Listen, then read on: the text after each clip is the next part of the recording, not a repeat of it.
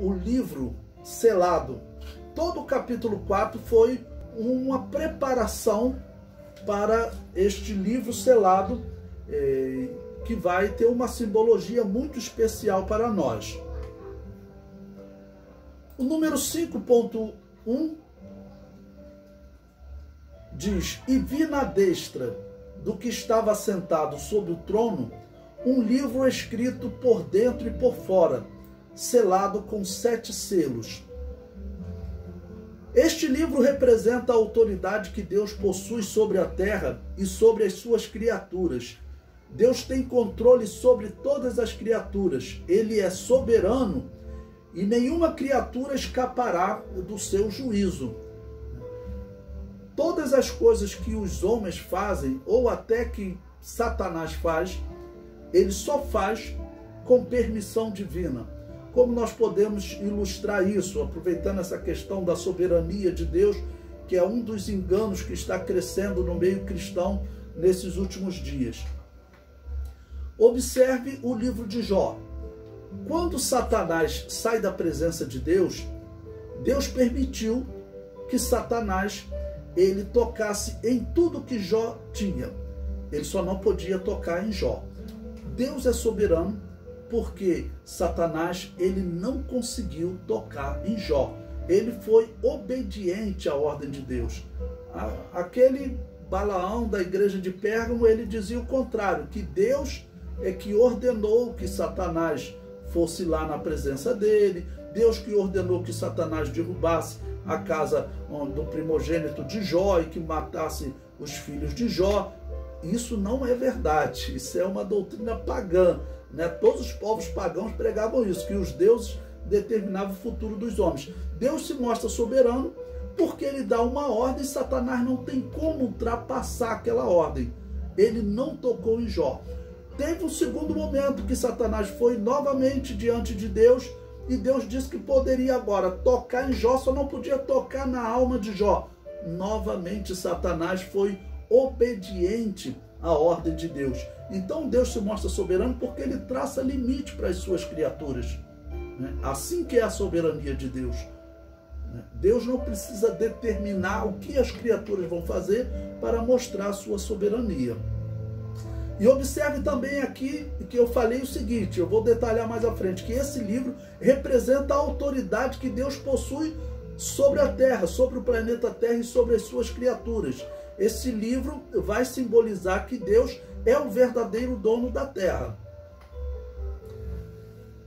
Este livro pode ser chamado de livro de posse da Terra.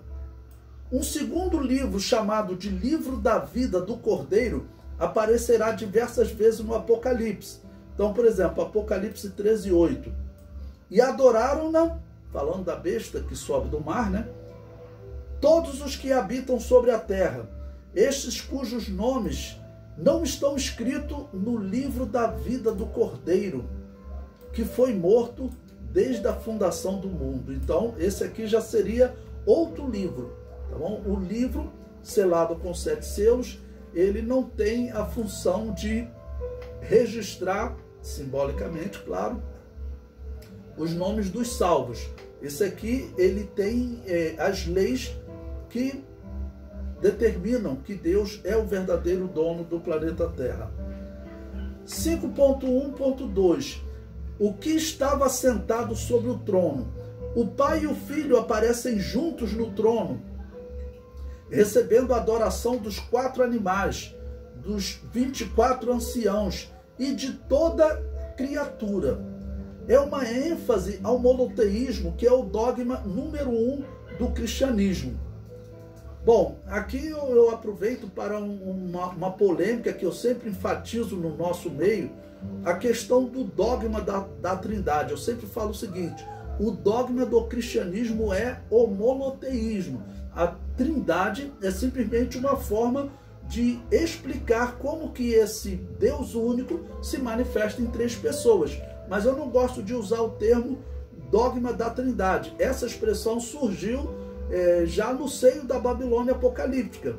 Sempre lembrando o seguinte também, alguns dizem, você não pode rejeitar Agostinho porque foi Agostinho que organizou o dogma da Trindade. Isso está errado. O ensino de que Deus é Pai, Filho e Espírito Santo, além de estar na Bíblia, todos os pais da igreja defenderam antes de Agostinho. Vamos lembrar que Agostinho, ele está vivendo lá no ano 400, 410 da era cristã. Então, antes de Agostinho, todos os cristãos, todas as obras que nós temos dos pais da igreja, defendiam que o Pai é Deus, o Filho é Deus, o Espírito Santo é Deus. E pelo contrário, todos eles defendiam o livre-arbítrio e negavam essa interpretação da predestinação que Agostinho herdou do maniqueísmo, né? Uma seita pagã que ele frequentou antes de ser católico, tá bom? Então, nós não dependemos de Agostinho para ensinar que o Pai é Deus, o Filho é Deus, o Espírito Santo é Deus. Então, eu gosto sempre de dar ênfase. Nós defendemos o monoteísmo, nós defendemos, né, que existe um Deus manifesto em três pessoas, que escolheram o nome Trindade. Não tem problema nenhum usar esse nome, pode usar esse nome, mas lembrando que o dogma do cristianismo, dogma o que é uma doutrina fundamental para a fé cristã. O dogma, a doutrina fundamental para a fé cristã existe um só Deus, manifesto em três pessoas. 5.1.3, um livro escrito por dentro e por fora. Bom, aqui para nós entendermos o que é esse livro, a simbologia, nós vamos ter que recorrer ao Antigo Testamento. O comentário diz: para entender o significado desse livro escrito por dentro e por fora, devemos recorrer a uma lei estabelecida no Antigo Testamento. Vou recorrer a Levíticos, capítulo 25, versículo 23 até o versículo 28. Versículo 23. Também a terra não se venderá em perpetuidade, porque a terra é minha, pois vós sois estrangeiros e peregrinos comigo. Então observe, Deus vai estabelecer uma lei, né, falando principalmente do ano do jubileu, em que a pessoa pode perder ou vender a terra em algum momento, mas a terra tem que ficar dentro, vamos dizer, sob controle de uma família. Se chegar no ano do jubileu, a terra tem que ser devolvida gratuitamente. Se faltar algum tempo para o jubileu, faltam 10 anos, iria-se diante do juiz. Tem algum parente seu que tem condições de pagar por essa terra? Tem. Então ele é o parente resgatador. Ele paga a diferença de tempo que aquela pessoa que adquiriu a terra tinha ainda sobre ela. Versículo 24. Portanto, em toda a terra da vossa possessão, dareis resgate à terra. Quando teu irmão empobrecer e vender alguma porção da sua possessão, então virá o resgatador de seu parente e resgatará o que vendeu seu irmão. Né? E como ele vai resgatar? Aí vai entrar a questão do livro escrito por dentro e por fora. Eram papiros ou pergaminhos que eles usavam, né? Nesse momento aqui ainda era usado muito papiro, tá ok?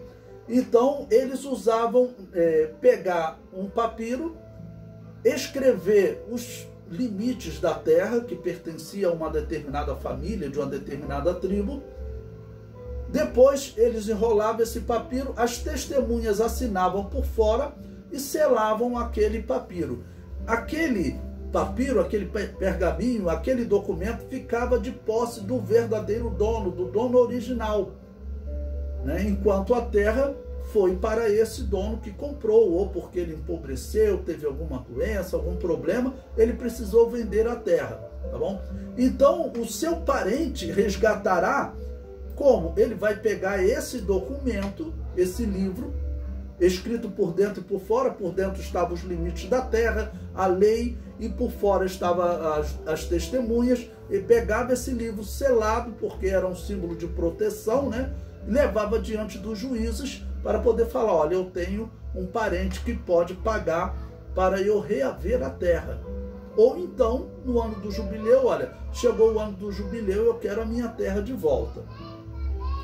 Versículo 26.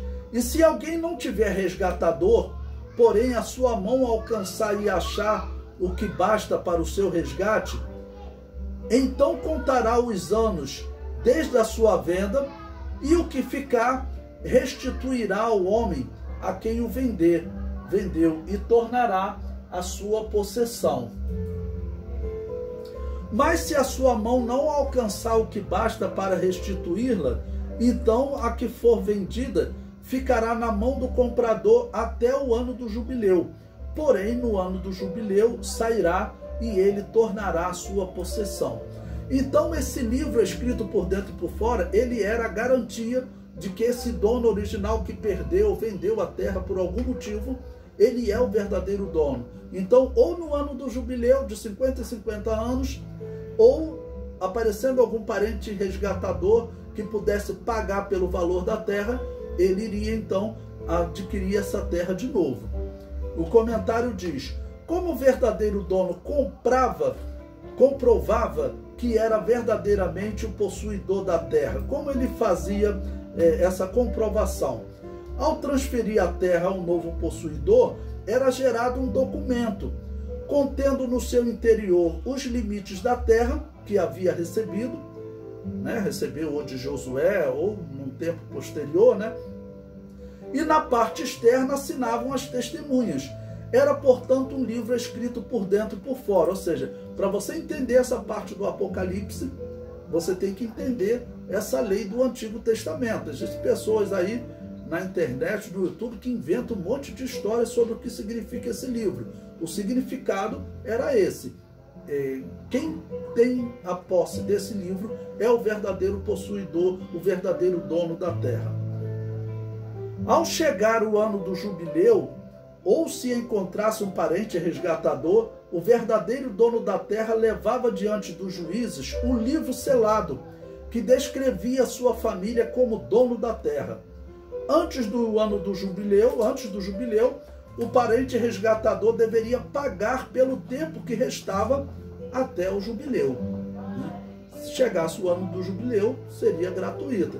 Isso funcionava, como nós sabemos, também para o escravo. Alguém se endividou, teve que entregar o seu filho, ele poderia, um parente seu, vir e pagar: olha, faltam 5 anos para o ano do jubileu, então eu vou te pagar o tempo que o meu filho seria escravo, tá bom? Ou então, chegar no ano do jubileu, ele receberia a liberdade automaticamente, gratuitamente. Jeremias foi o parente resgatador de uma terra. O tio de Jeremias estava para perder a terra e Jeremias a adquiriu. Veja, Jeremias 32, versículo 11. E tomei o alto da compra, tanto que estava selado, conforme a lei e os estatutos, como que estava aberto.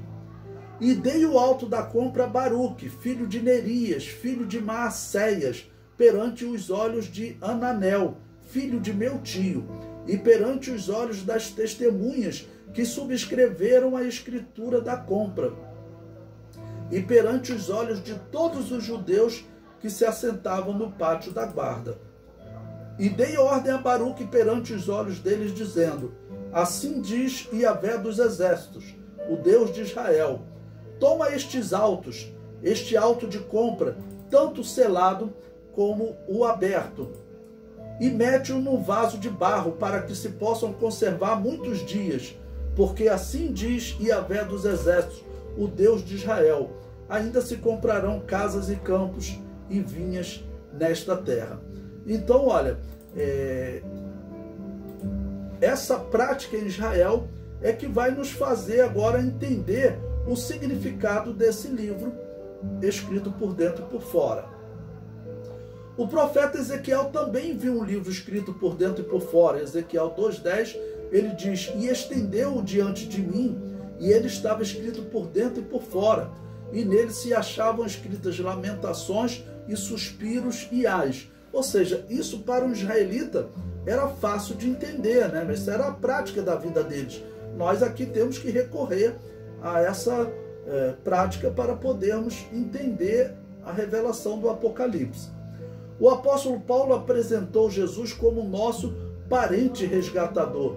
Nós fomos selados por ele. Em Efésios capítulo 1, versículos 13 e 14, ele diz: em quem também vós estáis, depois que ouvistes a palavra da verdade, o evangelho da vossa salvação, E tendo nele também crido, fostes selados com o Espírito Santo da promessa, o qual é o penhor da nossa herança, para a redenção da possessão de Deus, para louvor da sua glória. Então, o apóstolo Paulo está recorrendo também a um fato que ele conhecia bem, que era a transmissão da terra em Canaã.